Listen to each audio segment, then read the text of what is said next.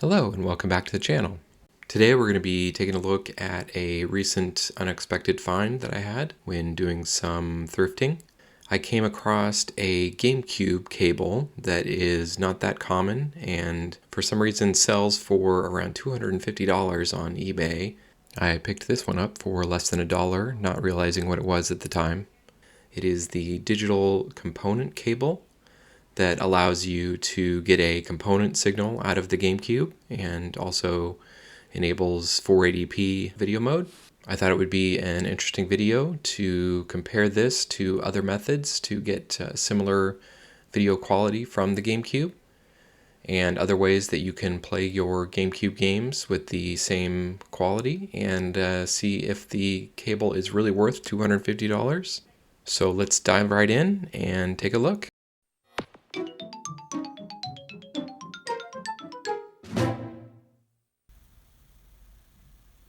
The Gamecube has always been one of my favorite consoles. This is the original one that I purchased back in my later college years. I used the Wavebird wireless controller. I thought it was a really innovative controller for the time, providing a really low latency wireless connection, which was not common at the time.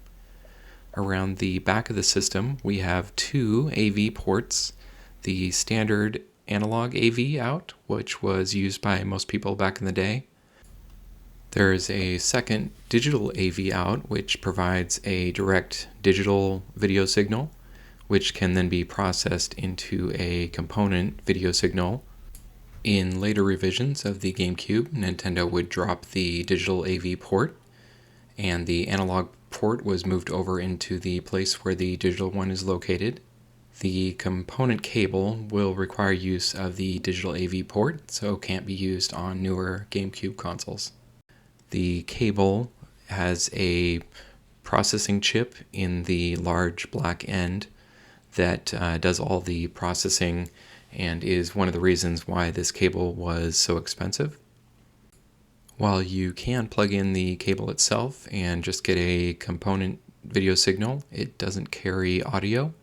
So you would want to have the analog AV cable connected as well to get the audio out. For a baseline, let's start off by looking at the Gamecube standard composite output versus the new digital component cable. You can definitely see the colors are brighter and crisper. There's not as much blending between the different colors, and there is some dot crawl on the composite side where things are a little bit jittery. Definitely an improvement just with the component cable.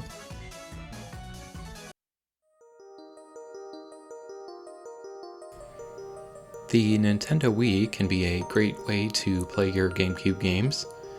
It is readily available and fairly cheap these days. You can easily get a component cable for a good price, especially when compared with the very expensive Gamecube component cable. The earlier Wiis had the full complement of Gamecube controller ports and slots for the memory cards and were 100% compatible with the Gamecube. I've captured 4 different games using both the Gamecube digital component cable and the Wii component cable. I ran both into a RetroTink 2X to convert to HDMI and then used the HDMI out from the RetroTink into a Elgato HD 60S capture device. I think the image quality between the two is pretty much identical, with the only difference I noticed being that the Wii captures were slightly darker.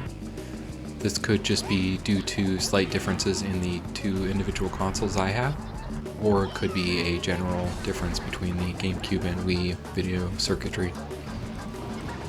Some of the games had randomized elements in the introduction and especially in the gameplay sequences. Of course, it was hard to get the controls just right to line everything up for the video, but hopefully I got it close and everything is fairly easy to compare. For the Gamecube to Wii comparison, I captured 4 different games, Paper Mario and Mario Kart Double Dash, which you've already seen, and there's also footage from Wave Race Blue Storm and Zelda the Windwaker.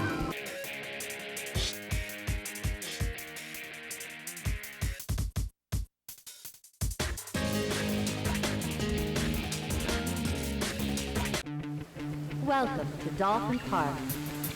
This is day one of the circuit. Ryota, it's Jack. I'm in the pit and I got you on the monitor, so we are good to go. Go out there and show them what you got. Good luck.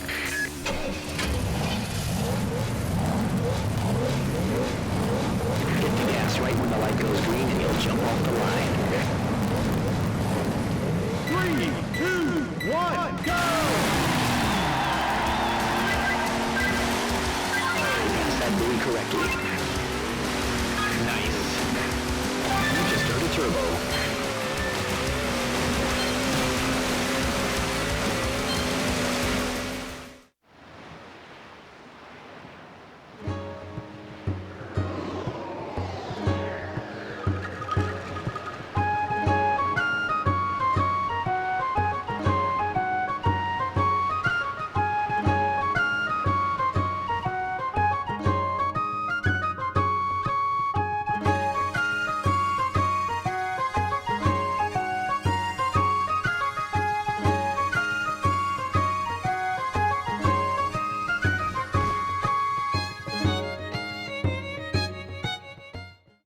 If you're looking to play your GameCube on a modern TV, there's a number of products available that will convert to HDMI using the digital AV port on the back of the GameCube.